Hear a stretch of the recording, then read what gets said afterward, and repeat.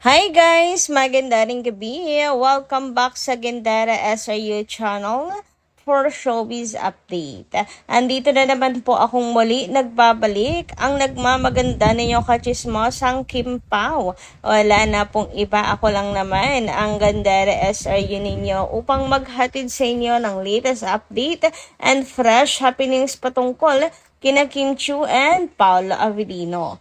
And para sa gabing ito, ang mainit po nating chika ay mayroon pong kinalaman dito kina Vice Ganda na kung saan ay masayang masaya sa bagong love life ngayon ni Kimi. Hindi nga po maiwasan at hindi po kinayang tiisin na hindi ito i-share sa madlang people. So yan po ang pag-uusapan natin ngayong gabi, pero bago pong lahat, pakiclick lang po tayo natin subscribe button at notification bell sa mga bago lang dito sa ating channel upang maging updated ka at ma-notify tuwing may bago tayong chika at balita hinggil sa Kim Pao. Basta mga balita na may kinalaman kina Kim Chiu and Paolo Avellino, sagot na po natin yan. And darito naman ang ilang mga komento na napili po nating basahin ngayong gabing ito. Ang unang comment nga po natin ay mula kay Ma'am Edna Rubio. Magandang gabi, Miss Edna.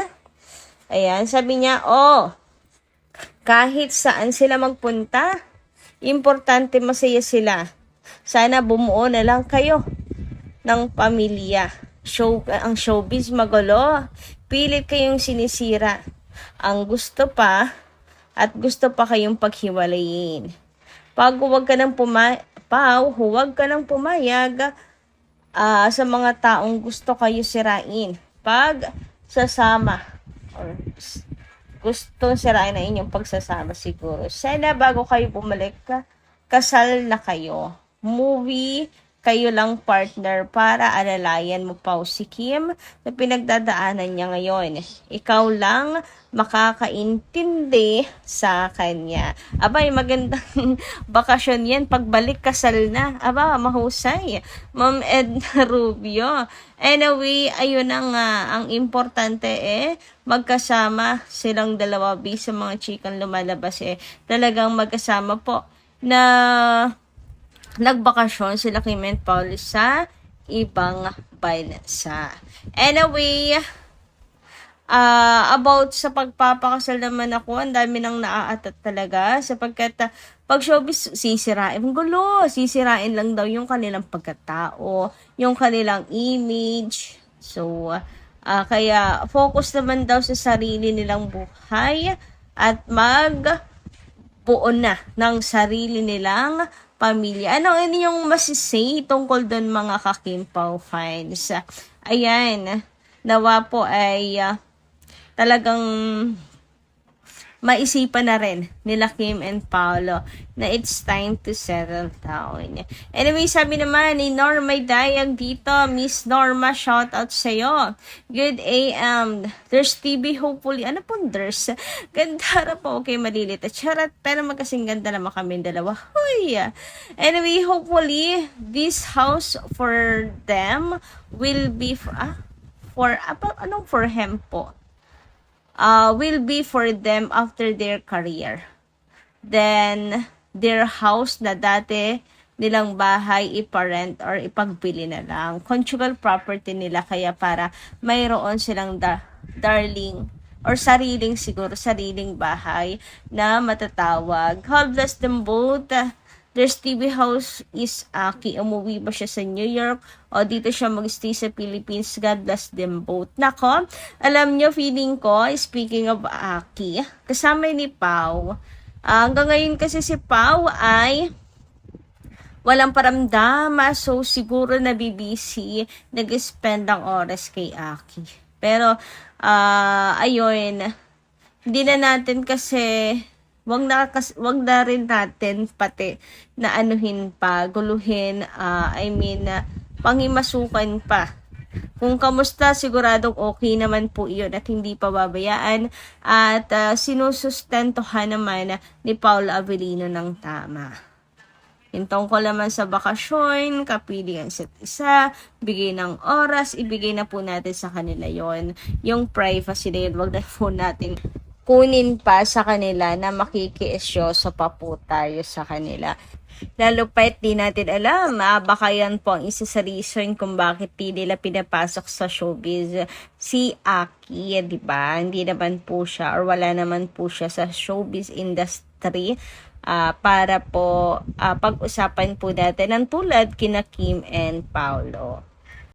About naman sa bahay, ay yung pinapagawa di umanong mansyon ni Paula Avellino na usap-usapan ay hula lang naman po ng mga netizens.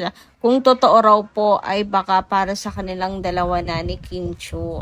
So yung mga sari-sariling bahay, kung sakaling totoo nga na nagpapagawa, hindi naman po siguro kailangan na iparent.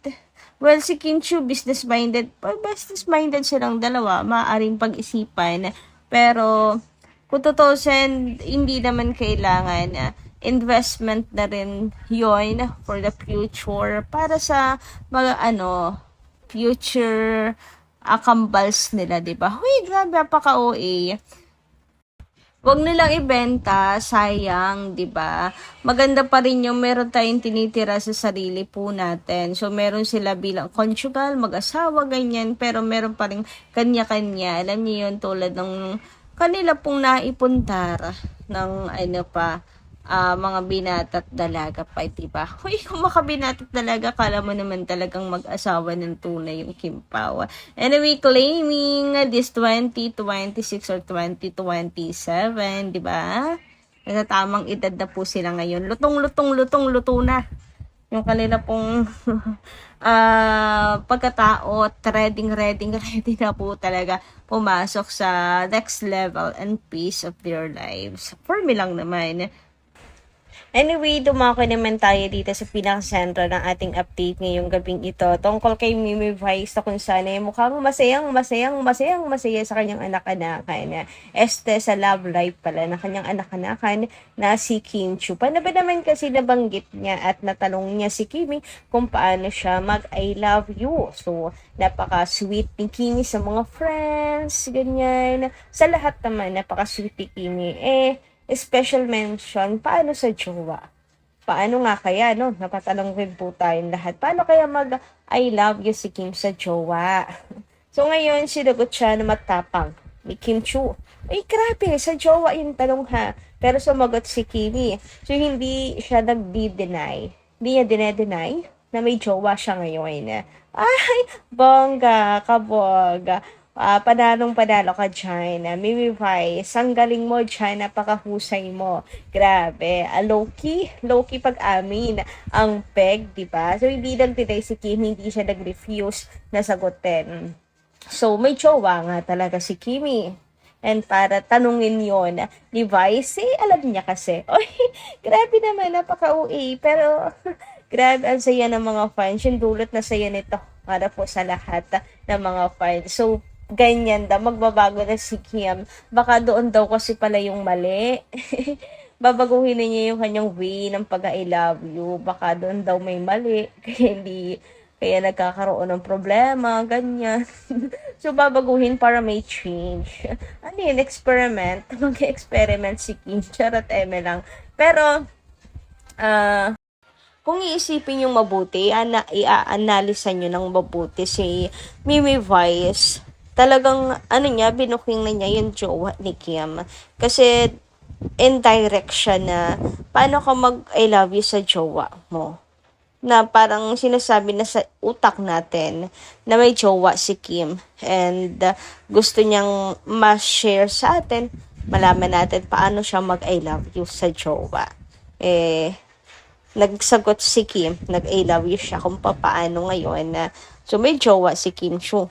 So, yan yung pambubulgar niya ngayon sa love life ni Kim. And, based naman sa nila, masarap pagmasdan na kinikilig din po siya. Kinikilig yung mga kuyas niya, sila Vong, sila Chong, di ba? Kinikilig sila sa bagong love life ngayon ni Kimi. And, wag kayong mag-alala, Mimi Vice. marami tayong kinikilig sa bagong love life kayo ni Kim Chiu. Masaya po ang lahat na finally, di ba? Nakatagpo rin po ang puso ni Kim Chiu ng kasiyahan after the heartbreak. And syempre, mga nangyari sa kanya lately. Meron pong magandang at pagmamahal na pumasok kay Kim Chiu. Uy, grabe, napaka-OA. Kailan kaya yan? Ngayon lang ba? Matagal na? Basta ang importante, kung noon pa man magkarelasyon, ngayon lang 2026, importante, o regalo ni Kim pala kay Pao, no?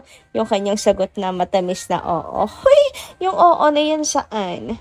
Sa tayo na or sa yes, I do. Ay, grabe, napaka-OA. But yes, ang importante, bago or hindi, ay sa simbahan ang tuloy. Uy, napakagandang bunga, di ba, sa 2026. Anyway, hanggang dito lang muna ating update. Maraming salamat po sa inyong pakikinig. And syempre, suporta po sa ating updates araw-araw. So, kita-kits na lang po tayo ulit sa mga susunod pa nating balita tungkol sa Kim Pao. Maraming salamat and Happy New Year, everyone!